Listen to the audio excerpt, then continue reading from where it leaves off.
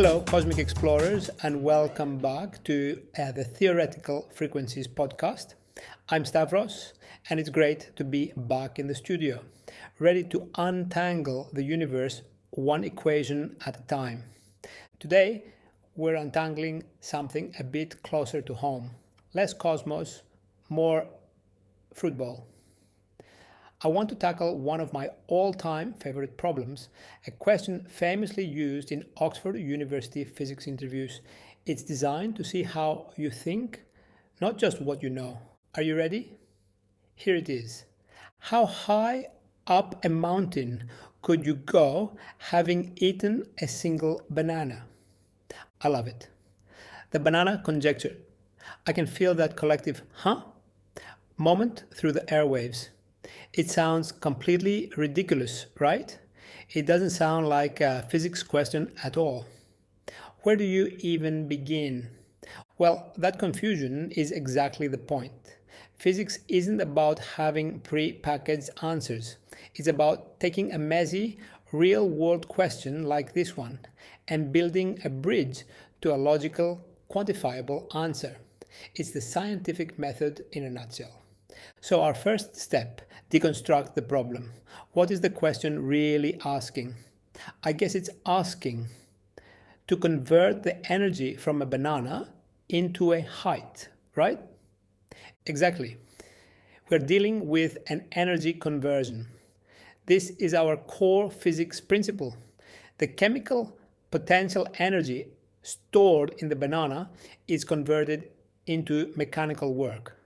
In this case, increasing your gravitational potential energy. Now, let's dust off our old physics notebooks. I'm sure you remember gravitational potential energy. The equation is GPE equals mgh. That's mass times the gravitational field strength times the change in height. Since the useful energy from the banana equals mgh, we just need to find h. A simple rearrangement gives us our beautiful foundational formula. H equals energy divided by milligrams. All right, we have a formula, but it's full of unknowns. This is where we have to become estimators. This is the art of physics. Let's break it down. First, the mass of the person climbing. Let's assume a reasonable mass, say 65 kilograms. So m equals 65 kilograms. Next, g, the acceleration due to gravity. We know it's about 9.81 meters per second squared, but here's an excellent interview tactic. Let's round it up to 10. It shows we're focused on the process, not tedious calculation. That makes our denominator mg super easy. 65 kilograms times 10 meters per second squared is 650 newtons. Okay, now for the hard part, the numerator. How much energy is in a banana? We all just eat them. We don't measure their joules. This is where we do a bit of research or a sensible estimate. You've seen energy in food listed as calories with a capital C. A medium banana has about 100 calories. But here's a critical trap. One food calorie is actually a kilocalorie, KCAL. So, it's not 100 calories, it's 100,000. Now we need to convert kilocalories to the proper SI unit for energy, the joule. The conversion is roughly 1 kilocalorie equals 4,200 joules. So our banana has 100 kilocalories times 4,200 joules per kilocalorie, which is 420,000 joules. That's our e-banana. We have all our numbers for our first simple model. Let's plug them in. H equals 420,000 joules divided by 650 newtons. My calculator says 646 meters, about 650 meters. That's surprisingly high. That's more than twice the height of the Eiffel Tower, all from one banana. But wait a minute, that feels wrong, doesn't it? I get tired walking up a few flights of stairs. You need a whole bunch of bananas to climb 650 meters. Our model must be missing something. And this is the most important step for a physicist critiquing your model. Our first calculation assumed a 100% perfect energy conversion. It assumed our climber is a perfectly efficient machine. But the human body is not a perfect engine. Real engines waste a lot of energy as heat. Bingo. We need to account for the efficiency of the human body. A huge chunk of that 420,000 joules is just used to keep you warm, power your brain, and is lost as heat during the climb. The useful work is only a fraction of the total. Research puts human efficiency for cycling or climbing at around 20 to 25%.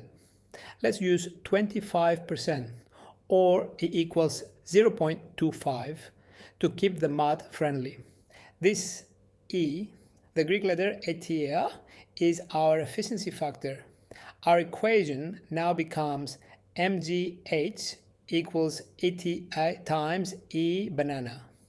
So the height 8h is now eta times E banana divided by milligrams. We're only getting 25% of the height we calculated before. Let's recalculate.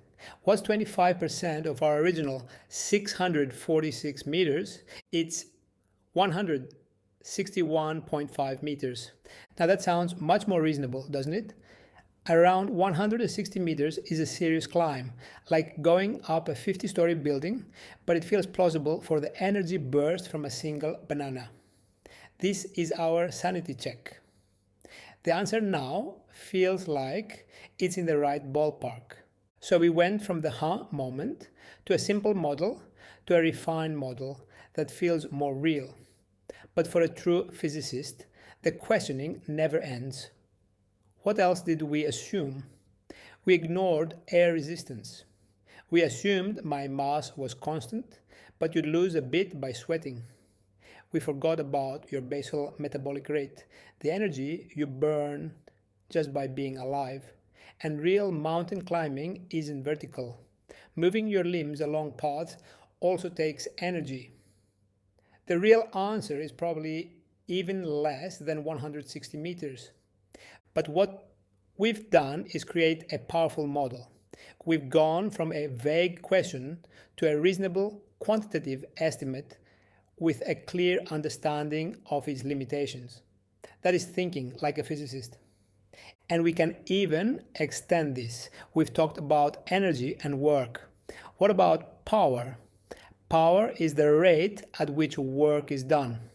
If you did that 161.5 meter climb in, say, 10 minutes, 600 seconds, your useful power output would be about 175 watts.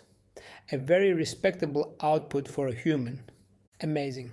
From one silly sounding question, we've explored energy, work, power, efficiency, estimation, and the core principles of the scientific method.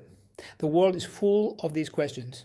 Your only tools are logic, a few principles, and a willingness to make a sensible guess.